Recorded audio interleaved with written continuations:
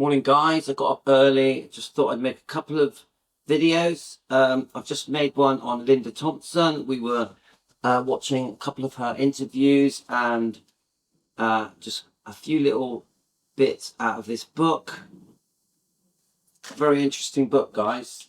A little thing called Life. So I've just posted that on Defending Elvis Presley, which is our defending channel. We go there to defend. Here we're a bit more light-hearted. We discuss all things Elvis. We also discuss the keto diet, the carnivore diet. I'm an Elvis Presley fan on keto. It's very important to me to help people with their health. It really, really matters to me. Anyway, so I thought we'd play a short interview with Ginger Alden. Thought we'd have a small discussion about Ginger Alden just for about 20 minutes. Maybe we could look at the book a little bit. I've heard this book is a beautiful book. It's a really good read. I have read some of it. I've still got a lot more to read. So let's listen to this interview. Let's break it down. We're doing a review, so we will be stopping and starting. I haven't listened to this for a while, so I'm not sure what's coming. Let's do it together. And then I'm going to post this on Elvis Presley Fan on Keto. Okay, guys, let's go. Wide-eyed young girl from a small town in Tennessee who was both frightened and flattered to be introduced to her lifelong idol, Elvis Presley. And it turned into a fairy tale romance. The world of Elvis was one of exotic cars and unscheduled jet trips to Hawaii, beautiful clothes and beautiful people, and endless excitement. At 4 a.m. on August 16th, they finalized their wedding plans. 10 hours later, Ginger found Elvis dead. Tell me about the last time that you saw Elvis, the last day that you were with him. The last day. He was getting ready to go on a concert, right? Yes. And he... So, you know, there's strong views about Ginger Alden. Some people think it was a beautiful last year for Elvis with Ginger, and they were to be married one day and have children at Christmas. Other people think they worked together long enough for it to be real. Was it 8 or 9 months? Some people think that the engagement wasn't ever going to turn into marriage. People have strong views. Were they in love? You know, people have views about Ginger Alden, whether she truly loved Elvis or not. Now, one thing I do think about Ginger Alden, going through the different interviews, is that she was way too young. I think 2021, I think the world is just starting to open up. Now, do I think Elvis in 1976-7 was ready to get married and have children, knowing that he was very unwell, you know, in real need of help from his doctors, his nurses, his prescribed medication. He had a lot of going-ons with Priscilla that was still going on with the divorce settlement. And then we have the release of the Elvis What Happened book, you know, which this is a betrayal, isn't it? The Memphis Mafia, Red West, Sunny West, Dave Hebler betrayed Elvis. He should not have written this book, no matter what the excuses are. This book should not have been written. So a lot was going on in 1977. Was Elvis ready to marry at Christmas, start a family? I know Elvis was getting ready to go on tour. The tragic circumstances where Ginger finds Elvis Presley on that fateful day, August the 16th, 1977. So when I watch this interview, I have to remember this is a very, very young lady that was thrown into the Elvis Presley world, which must have been very glamorous, very exciting, but a tragic ending and just a very short period of time, less than a year. So let's just watch it with interest. Now, I do think Ginger Alden is a lovely person. Her book seems beautiful. She always speaks well of Elvis. She always says how he was very upbeat, that he had started getting ready and was looking forward to the up-and-coming tour he was about to leave to go on to before he passed away. So let's have a little listen, and we're going to break it down and see what we think. He was in a good mood and nervous because of a tour, and he mentioned something to me about playing racquetball, and I said yes, I wanted to. So he called his cousin Billy Smith and Joe, and we went out back to where he has a racquetball court, and I didn't play racquetball. I sat, there's a glass partition where you can watch whoever is playing racquetball, and I watched him, and he would do funny things and try and see if we were laughing. And then he seemed to be getting a little tired then, so he came out and he sat down by me, and he didn't go back out and play then, but he got up and got on a bicycle exerciser, and he was on that for about 3 minutes. And then it was early morning, and we were going to go back upstairs, and he was going to go to sleep so he could get ready for his tour. This was up in his bedroom? Yes. And that was the last time that you saw him? Yes. What'd you say? The last time Any I saw him. conversation? So guys, I know that you guys have quite strong views. The fact that Ginger was asleep, and just you'll be surprised the different messages I get on both my channels, Defending Elvis Presley and Elvis Presley Fan on Keto, that discuss that night, that fateful night, Ginger's part in what went on, guys. So I do understand it's very complicated, and there are strong emotions about Ginger. Not all good and bad. Let's keep listening. Yeah, any conversation? Well, he had tried to go to sleep, and he stood up one time, and he had a book in his hand. I don't know the name of it, but it was a religious book. And he turned around and looked at me, and he said he was going to go in the bathroom and read. And I said, okay. And then that was when he walked into the bathroom. And then you left, went downstairs? Or No, what? I stayed there. I'd fallen asleep there, and I stayed there. And I was going to get ready and come home later that day and pack to go on the tour. Tour. And then when did you see him next? That was when I walked in. I noticed, of course, he had been in there for some time. And I About called what his time is this now? This was 2:20. I mean, guys, this is heartbreaking, isn't it? We've got Ginger Alden, who was right there, who found Elvis. I know there were other people there that found him as well, but you know, this is a woman. How old would she be here? 21, 22, and she's recalling her memories of finding the most famous man in the world, her lover. Her, as she says, they were engaged to be married in December, and she's recalling her memories. Let's keep going. About 2:30. Okay, In the so afternoon. about, what, 6 hours had passed?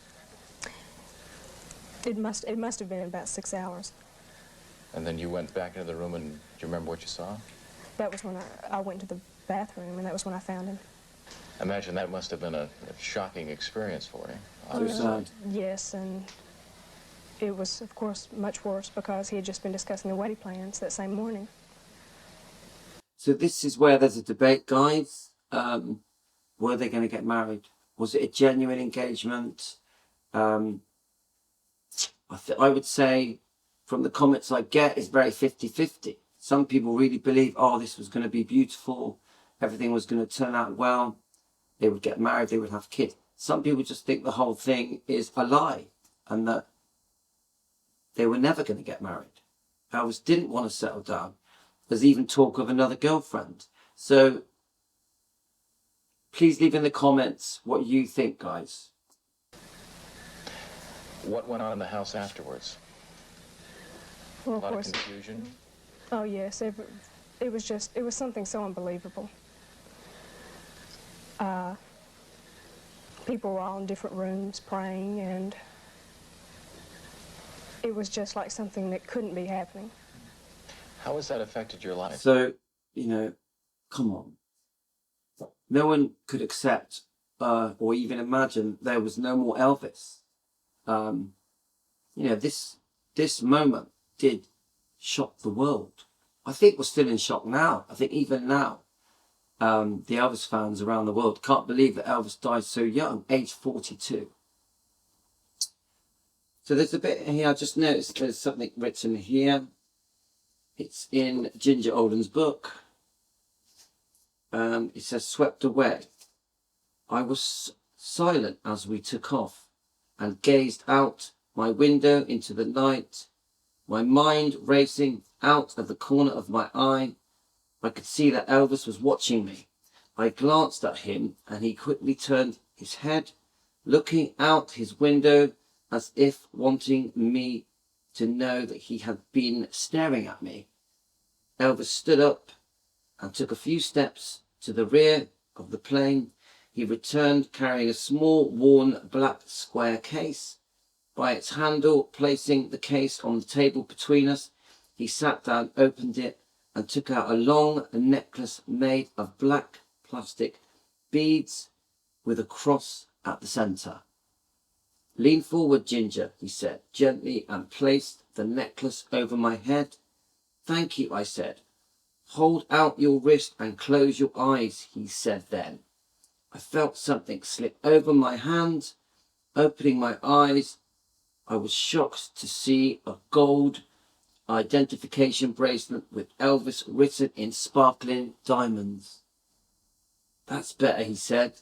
Now everyone will know you belong to me. Beautiful words from Ginger. Let's keep listening. It's just so difficult to come from that level. I feel like what Martin Luther King said, I've been to the top of the mountain, and I'm just trying to adjust now. But it's very... I mean, if you go on YouTube, there is a film that she made just after Elvis passed. She looks beautiful. She's a stunning lady. And it's loosely based on her being with a rock star. Quite a low quality film. Personally, I think it was made probably way too soon after Elvis had passed. I don't know if any of you know about this. I've forgotten the title of it. If any of you know the title of this film, please put it in the comments, guys. very difficult for me. Tomorrow night, some happier memories. Ginger recalls her first date with Elvis and some of the things they did together in a romance that, well, was fated to end all too soon. Jerry?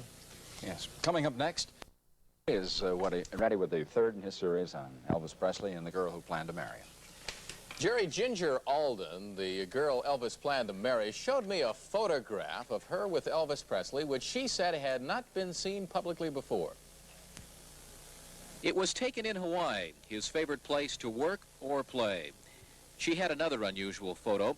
The recruiting officer at the time of Elvis's induction into the Army was her father. I asked Ginger a question on behalf of millions of American women. What is a date with Elvis Presley like? What do you do? Well, it's very different. I went up to see him, and he'd been telling me about his Ferrari, this car that he had. And then he asked me if I would like to go for a ride in his Stutz Blackhawk. And I said yes. And then after a while, he said to go on a ride in his small plane, the Lockheed Jetstar, around the city. So the plane was just beautiful when I first saw it. I mean, that is an amazing date, isn't it? Oh, I'm going to take you and fly you around the city. Because I had never seen anything like that. And the pilot, Milo High, was very, very nice. And I sat down, and after a few moments, Elvis said, "Everybody hold it." And he had this kind of smile on his face, and he said, "I'll be back in a minute." And he got off the plane and jumped back in his Stutz. And he must have gone to Graceland because he returned. And he said, "We're going to Las Vegas." And he'd gotten pajamas for everyone. And he asked me if it would be all right, and I was in such shock. I said, "Yes, I'll call my mother when I get back." So your first official date? So that's like, it's literally unbelievable. Could you imagine being Ginger Alden? Wouldn't you love to be Ginger Alden, guys? Just one little bit here. I thought I'd just quickly read. I just opened a random page. True to his word, Elvis immediately planned our getaway to Palm Springs on January the 4th. This little time for Rosemary and me to pack. Somehow we managed to get together our clothes and return to Graceland for the trip. I had imagined that we'd be flying to Palm Springs on the Jetstar, perhaps with an aide or two or a bodyguard along with the ride. However, we arrived at the airport and I saw Lisa Marie was ready to go. I saw the Lisa Marie was ready to go, the aeroplane. Charlie and Lamar and Joe and David and his wife, Angie and Ricky, and with a few others were waiting for us on the plane. I couldn't believe Elvis travelled with this many people on vacation. Then again, I reminded myself Elvis always did things his own way, his unique way. A grand gesture seemed to be the norm with Elvis. He also seemed determined to surround himself with people, bringing a little bit of home with him on the road. I see that in Elvis.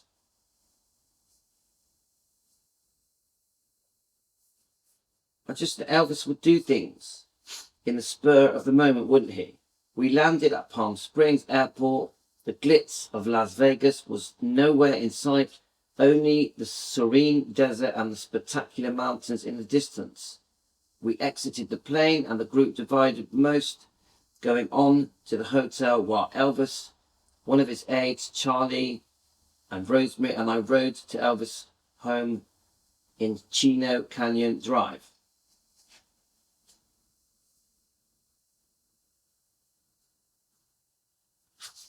I love when we sort of read these little insights into Elvis's world. Elvis had brought his books to Palm Springs. I brought mine too, and I'd adopted his habits of making notes in the margins and underlying texts that I found interesting or wanted to understand better. I still never felt my beliefs as a Christian were being tested, and only that Elvis was trying to introduce me to different ways of thinking and exploring different ways of looking at the universe. We know Elvis was a searcher. Elvis wanted to know, why me? Why me? Why do I have this talent, these gifts? Why have I become so famous, so well known? Why me? Do I deserve it? Elvis wanted to do good with this gift, a decent Christian man that thought, I've been given these gifts from God. I want to help the world. I want to help people. I want to help mankind. An extremely generous, loving, giving man. Instead of a spin around Memphis, you went to Vegas. Right. What'd you do in Vegas? This was really fun. Everybody slept when we got there. We just stayed there a half of a day and returned the next day. Everybody was so tired from the trip. When did Elvis propose and how did he propose? So obviously this is the part that gets quite a big reaction. Many people are not fully convinced. We've seen the ring. There's many pictures of the ring, and I think it's a green velvet box that held the ring.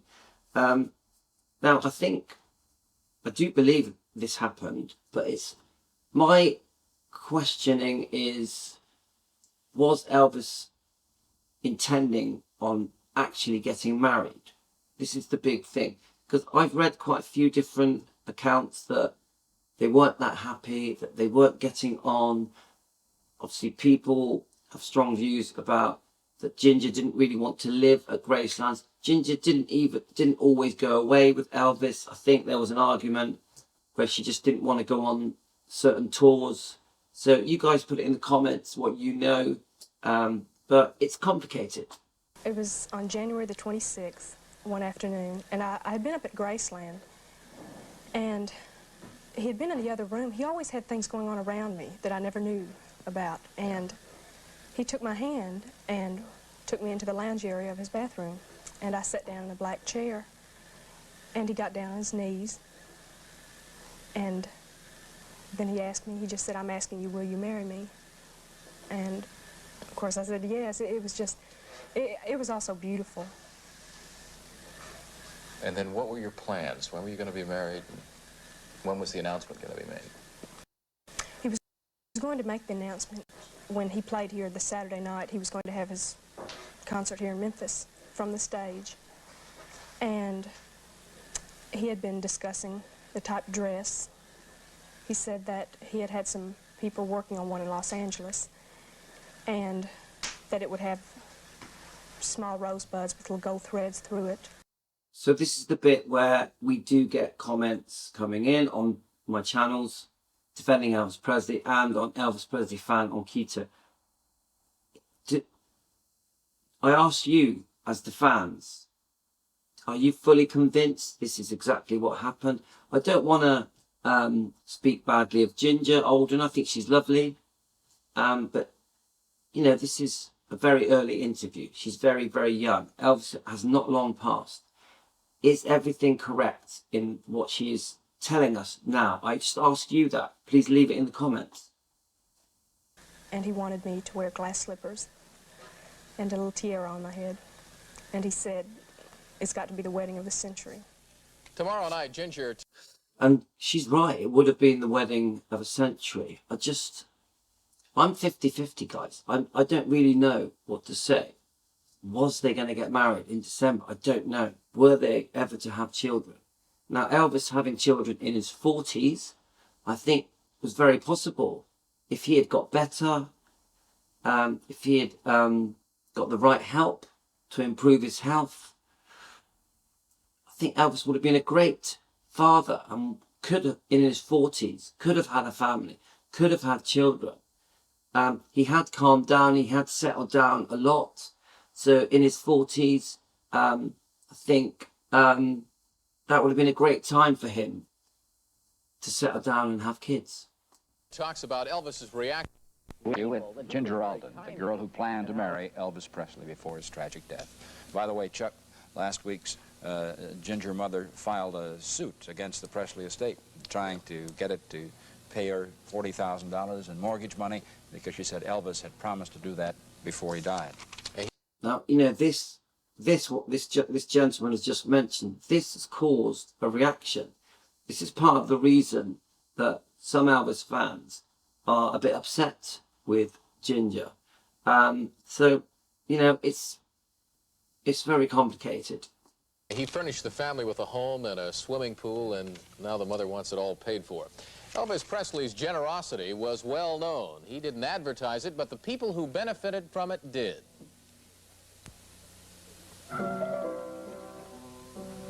Ginger Alden, the girl he planned to marry, was one of those. The 12-carat ring on her finger was a gift from Elvis. So were the expensive cars parked around her home in Memphis. Elvis was very good. I mean, this was a pattern, guys. Elvis gave the same kind of things to every girlfriend. Cars, jewelry, Elvis couldn't help it. He loved it. He loved being generous. And many fans just feel that the girlfriends took advantage of Elvis in many ways, even with houses, even with their own parents. Elvis would be very generous to the family members, of whether it be Ginger Alden or Linda Thompson. You know, he was just one of these men that just loved to give, got so much pleasure from giving. To a lot of people, and Ginger now feels that some of them were less than good to him. There's been a lot of things said about him. Former bodyguards that were close to him said he was on drugs, lived the life of a hermit, very emotional person. What can you tell us about these things? Now, this is going to be interesting. I don't remember what she says here. The research I've done with Team Elvis is that he was very unwell, guys. He was a desperate man in a lot of pain and discomfort. He really did need his medication. He turned to his doctors, his nurses, his pharmacists, because he literally had no choice. He was trying to fix himself. He couldn't believe that his body was letting him down in the way that it was. Everything was going wrong. Elvis didn't understand why. He didn't know about inherited health problems, maybe from his grandparents, his mother, even his father who had heart problems. Elvis was had serious stomach issues, twisted colon, high blood pressure, high blood sugars. There were issues with his heart, with his breathing, his glaucoma for his eyes. There were just so many things wrong with Elvis. He really did need his prescribed medication. And I think many people have confused that into thinking that he was a drug addict, he was addicted to things. And many of these people don't understand that Elvis was very sick. He was desperate. He was in a lot of pain.